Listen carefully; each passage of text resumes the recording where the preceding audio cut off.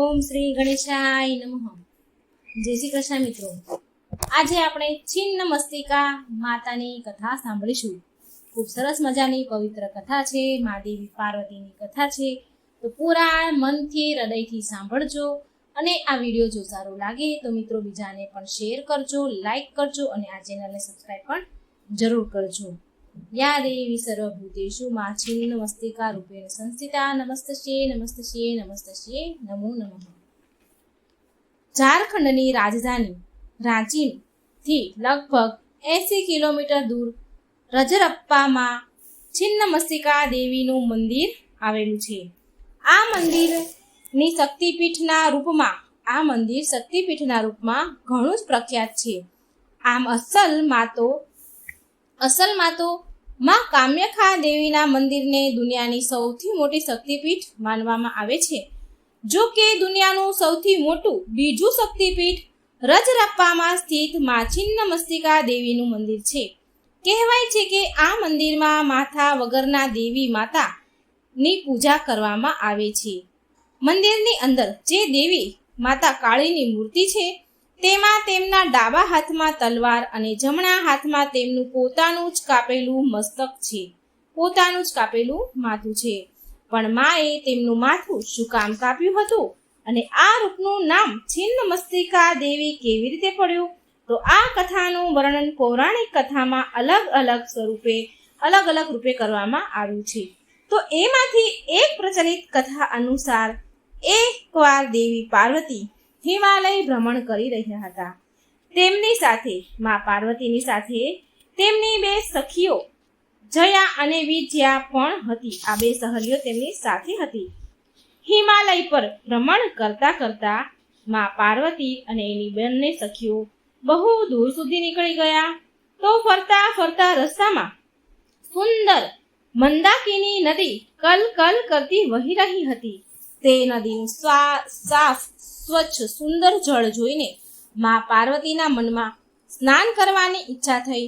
એટલે મા પાર્વતી બોલ્યા, જયા, વિજયા, મને તો આ નદીમાં સ્નાન કરવાની, આ સ્વચ્છ જળમાં સ્નાન કરવાનું બહુ મન થયું છે. હું વિચારી રહી છું કે મંદાકિની નદીના જળમાં સ્નાન કરી લઈએ.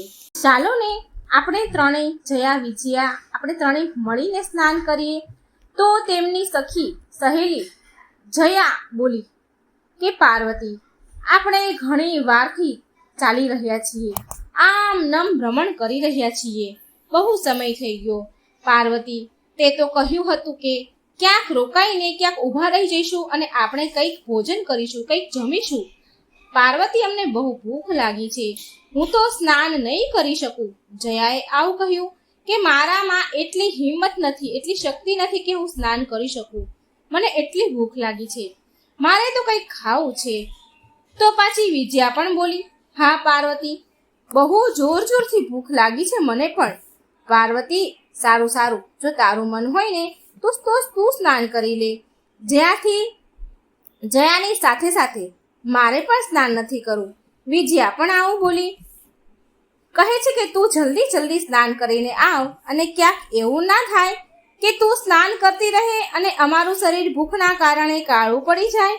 મા પાર્વતી બોલ્યા કે જયા, વિજયા, વ્યક્તિને દરેક હાલતમાં સંતુષ્ટ રહેવું જોઈએ, સંતોષ રાખવાનું શીખવું જોઈએ. થોડી ધીરજ રાખતા શીખો તમે બંને. હું હમણાં જ સ્નાન કરીને આવું, પછી આપણે મળીને આપણે ખાઈએ અને તમને બંનેને હું કંઈ ખાવા આપું છું. ત્યાં સુધી તમે બંને આરામ કરી લો. ત્યાર પછી મા પાર્વતી સ્નાન કરવા માટે નદીમાં ગયા. પણ મા પાર્વતીને સ્નાન કરવામાં ઘણો સમય લાગ્યો. થોડી વાર પછી જયા વિજયાથી ભૂખ સહન થતી ન હતી. તો તેમણે બંનેએ દેવી પાર્વતીને ફરી બૂમ પાડી કે પાર્વતી, હજી તારે કેટલો સમય લાગશે? જલ્દીથી નાહીને આવને, અમારાથી ભૂખ સહન નથી થઈ રહી, અમને બહુ ભૂખ લાગી છે. મા પાર્વતી નદીમાં સ્નાન કરતા કરતા બોલ્યા કે તમે બંને બિલકુલ પણ ભૂખી સહન નથી કરી શકતો, સરખી રીતે નાહવા પણ નથી દેતી મને. તમે બંને આવો, શાંતિથી બેસો, હું આવું છું.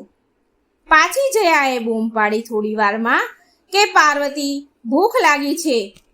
એક માં તો તેમના બાળકોને ભૂખ્યા નથી રાખતી, તો પછી તું અમને ભૂખ્યા કેમ રાખી રહી છે?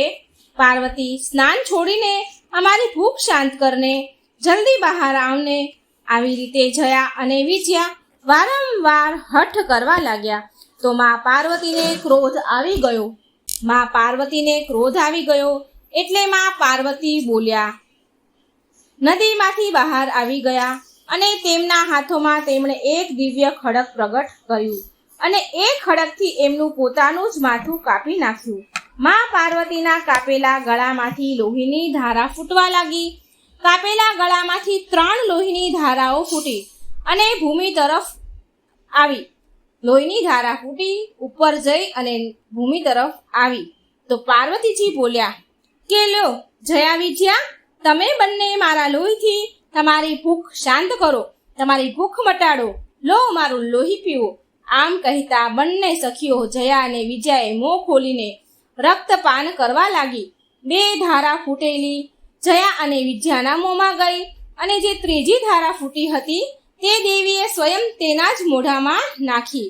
એ પણ એ રક્તપાન કરવા લાગ્યા. દેવીના આવા રૂપને જોઈને દેવતાઓમાં ત્રાહી ત્રાહી મચી ગઈ. દેવતાઓએ દેવીને પ્રચંડ ચંડ ચંડિકા કહીને સંબોધિત કર્યા. ઋષિઓએ કાપેલા મસ્તકના કારણે દેવીનું નામ આપ્યું છિન્નમસ્તિકા.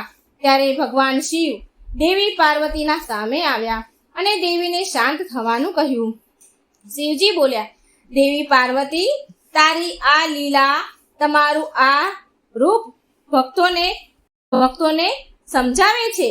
એ શીખ આપે છે કે દરેક ભક્તોને એના સ્વભાવમાં ધીરજ અને સંતોષ જરૂર રાખવા જોઈએ. તમારા આ રૂપથી એ બોધ મળે છે જેથી મનુષ્યને કોઈ પણ પીડાનો સામનો ન કરવો પડે. ધીરજતા, સંયમ રાખવું જરૂરી છે જેથી આપણને પીડા ન પહોંચે. દેવી પાર્વતી, બધા જ જગતના લોકો બહુ ગભરાઈ ગયા છે તમારા આ સ્વરૂપને જોઈને. દેવી, તમે તમારા રૂપમાં આવો. ભગવાન શિવ દેવી પાર્વતીને આવી વિનંતી કરવા લાગ્યા, તમે તમારા સ્વરૂપમાં પાછા આવી જાઓ અને ભક્તો પર તમારી મમતા વરસાવો. ભગવાન શિવના આગ્રહ કરવાથી દેવી ચંડીમાં ફરીથી દેવી પાર્વતીના રૂપમાં આવી ગયા. એ દિવસથી દેવી પાર્વતીજીના આ રૂપને માતા છિન્નમસ્તિકાના નામથી ઓળખાય છે. કહેવાય છે કે છિન્નમસ્તિકા દેવીનું મંદિર 6000 વર્ષ જૂનું છે. છિન્નમસ્તિકાનું આ મંદિર દેવીના 51 શક્તિપીઠોમાં બીજું સૌથી મોટું શક્તિપીઠ છે. તો બોલો મા દુર્ગાની જય, મા છિન્નમસ્તિકાની જય. જો મિત્રો આ વિડીયો સારો લાગે તો લાઈક કરજો અને આ ચેનલને સબસ્ક્રાઈબ પણ જરૂર કરજો. જય શ્રી કૃષ્ણ. રાધે રાધે. Thank you.